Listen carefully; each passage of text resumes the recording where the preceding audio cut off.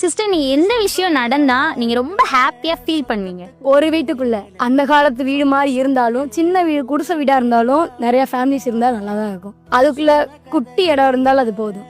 சொந்தமுள்ள வாழ்க்கை சொர்க்கத்துக்கு மேலே.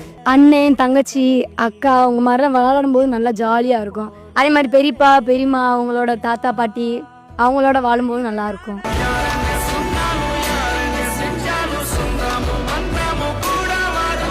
சொந்தமுள்ள வாழ்க்கை சொர்க்கத்துக்கும் மேல, சொத்து சுகம் ஏதும் வேண்டாமையா.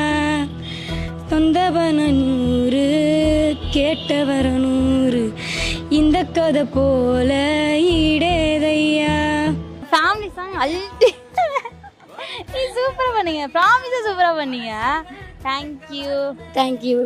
இப்படி ஒரு கூட்டுக்குள்ள தான் வாழையே